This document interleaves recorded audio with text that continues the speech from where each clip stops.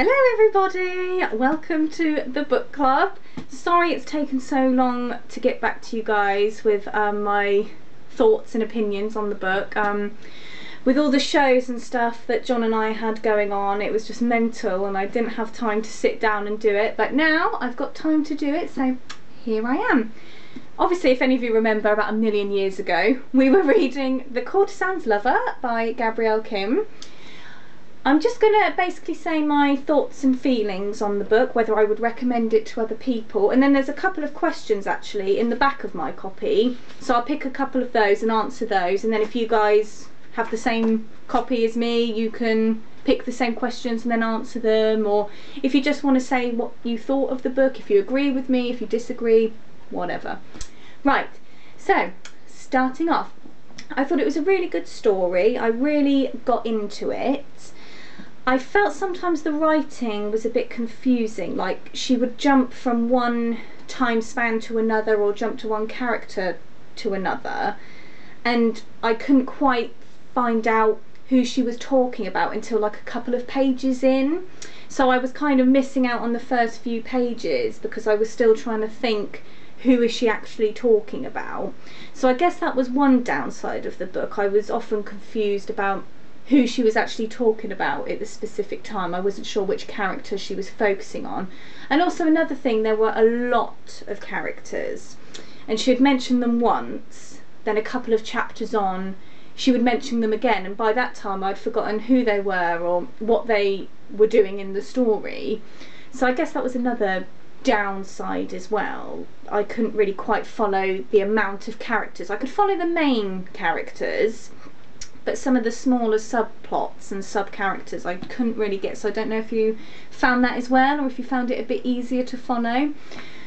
But overall I loved the story. I'm one that loves a history, juicy, gossipy soap opera, so this book was brilliant in that sense. There was a lot of drama, there was a lot of love triangles, things like that, and I also liked the way she told the story from everyone's point of view, so it wasn't just the main female character, she told the story from everyone's point of view, and it was also nice to know what was going on before the characters did, and you were also almost willing them to find out what was going to happen.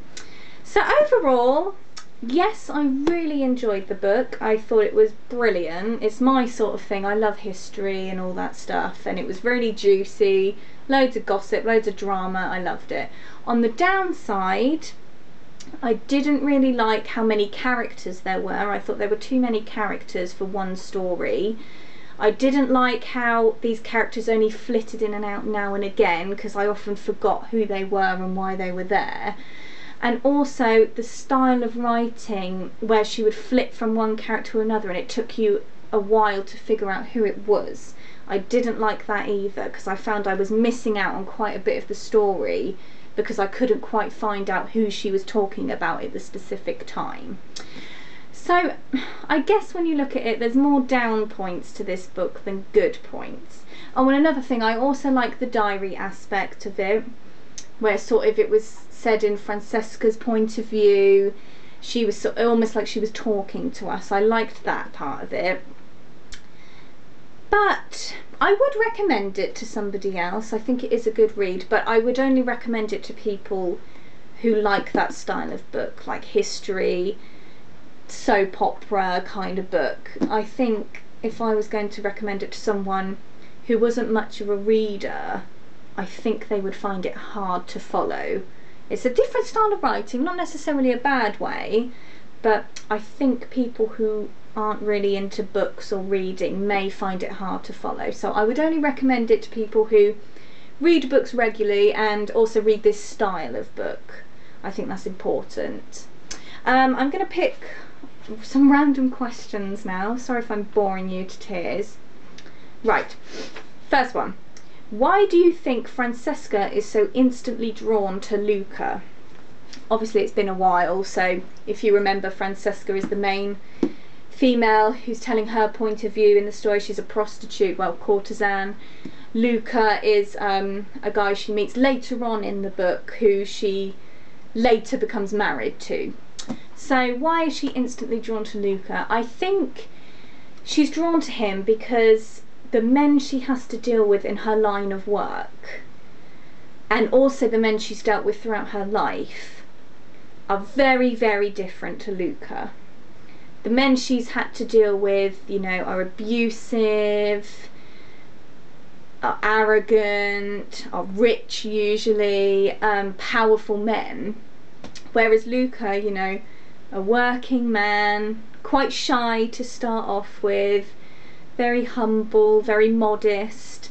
So I think that's why she's instantly drawn to him. And also I think she was instantly drawn to his son, Gianni, I hope I pronounced that right. She was instantly drawn to him as a customer. So I think she notices some of the qualities in the father, in Luca.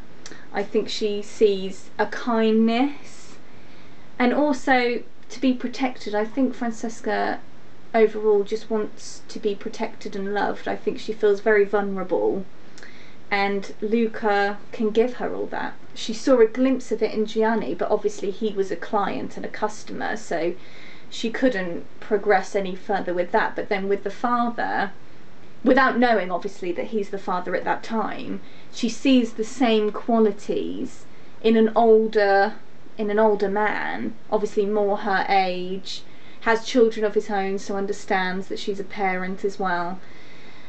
Yeah, so I think that's why she's drawn to him. She sees the qualities that she's really looking for in a long-term partner, and she sees them in him, and that's why they're drawn to each other. Right, final question. What do you think will happen to Carlo? Do you feel sorry for him in any way? Right, if you guys don't remember, Carlo is Gianni's brother and Luca's other son. And Gianni is the nice brother and Carlo is the horrible, nasty brother. Do I think... No, sorry, wrong question. What do I think will happen to Carlo? I don't think he will die.